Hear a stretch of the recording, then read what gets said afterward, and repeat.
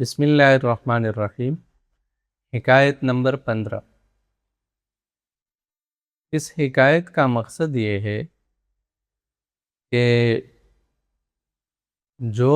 ایک بار خلوت کا مزہ چکھ لے اور اللہ تعالیٰ کے ساتھ اس کا تعلق استوار ہو جائے تو پھر وہ دنیا اور بادشاہی اور دولت ان چیزوں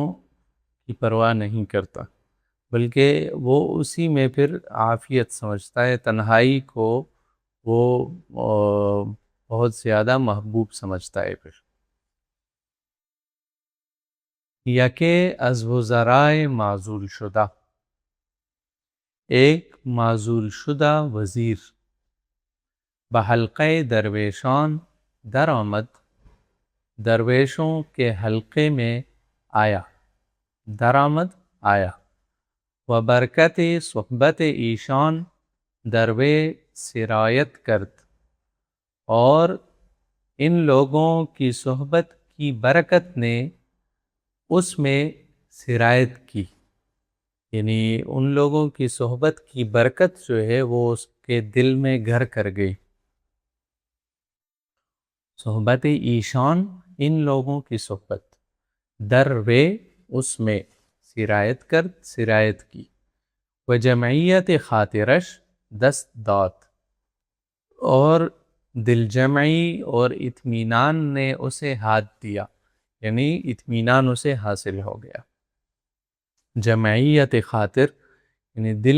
دل جمعی، دل کا جمع ہونا، دل کا مطمئن ہونا۔ دست داد اسے ہاتھ دیا، یعنی جمعیت دل جمعی جو ہے وہ اسے مل گئی، حاصل ہوگی۔ و ملک بار دیگر با او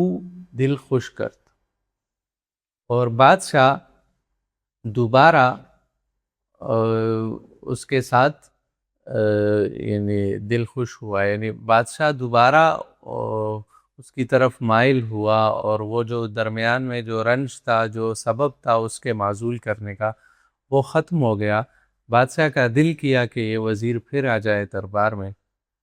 وہ عمل فرمود، اور اسے کام کرنے کا حکم دیا کہ آ جائیں، دربار جائن کر لیں۔ قبولش نے آمد، وزیر کو یہ وزیر نے یہ قبول نہیں کیا۔ و گفت، اور کہا، معزولی بہ کہ مشغولی، معزولی بہتر ہے مشغولی سے، یعنی دربار میں کام کرنے سے، مصروف رہنے سے، یہ معزولی جو ہے، یہ کنارہ کشی اور یہ سبکدوشی جو ہے یہ بہتر ہے۔ آن کے بکنج عافیت بن شستند، آن وہ لوگ، آن کی جمع ہے، یعنی وہ لوگ کہ بکنج عافیت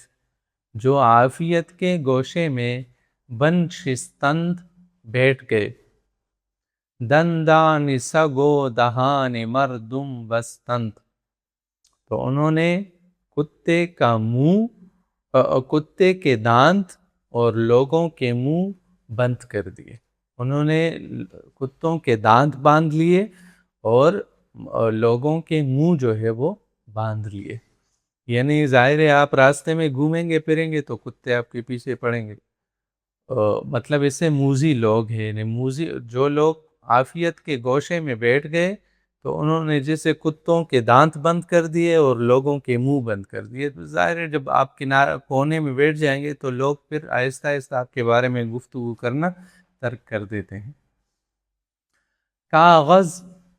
بدریدند و قلم بشکستند، کاغذ بدریدند، انہوں نے کاغذ پاڑ لیے، و قلم بشکستند،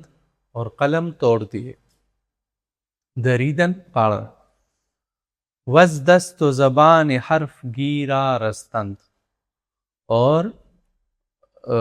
حرف گیروں یعنی نکتہ چینوں کے ہاتھ اور زبانوں سے رستند رہائی پا گئے، چھوٹ گئے۔ رستن چھوٹنا، یعنی جو حرف گیر لوگ ہوتے ہیں، جو نکتہ چینی کرتے ہیں، تو یا وہ لکھ کر آپ کے بارے میں لکھیں گے کچھ برا بلا، آپ کے عیوب گنیں گے یا بولیں گے آپ کے بارے میں، تو انہوں نے وہ کاغذ قلم بھی پھاڑ دیے، یعنی انہوں نے حرف گیروں کے ہاتھ بھی باندھ لیے اور ان کی زبانیں بھی جو ہے وہ بند کر دی، ان کی زبانوں سے وہ رہائی پا گئے، چھوٹ گئے۔ ملک گفت، بادشاہ نے کہا، ہر آئینہ بہر طور مارا خرد مندے کافی باید، ہمیں ایک کافی عقل مند آدمی جو ہے وہ چاہیے کہ تدبیری مملکت را بشاید، جو حکومت کی تدبیر اور منصوبہ سازی کے لیے بشاید مناسب ہو، یعنی جو اس کے لائق ہو۔ گفت، وزیر نے کہا، نشان خردمند کافی آن است، کافی عقل مند آدمی کی نشانی یہ ہے کہ بچنین کارہا تن نہ دہد، تن در نہ دہد، کہ اس طرح کے کاموں میں اپنا بدن نہ ڈالے، اپنا بدن نہ کھپائے۔ یعنی بادشاہ نے کہا کہ چلو آپ کام نہیں کر دے تو ہمیں کسی اور عقل مند آدمی کا مشورہ دے دو تاکہ ہم جو ہے اسے بھرتی کر لیں۔ تو وزیر نے کہا کہ عقل مند آدمی کی نشانی یہ ہے کہ وہ اس طرح کے کاموں میں پڑے ہی نہیں، جو وزارت اختیار کرے گا وہ عقل مند نہیں ہو سکتا۔ فرد، ہمائے بر سر مرغان ازان شرف دارد، کہ استخوان خورد و مر و طائر نی آزارد۔ ہمائے بر سر مرغان، ہما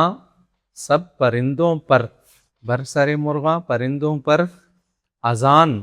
اس وجہ سے، از آن اس وجہ سے، شرف دارت عزت رکھتا ہے، یعنی ہما پرندہ دوسرے پرندوں پر اس لیے فضیلت رکھتا ہے کہ استخوان خورد، کہ وہ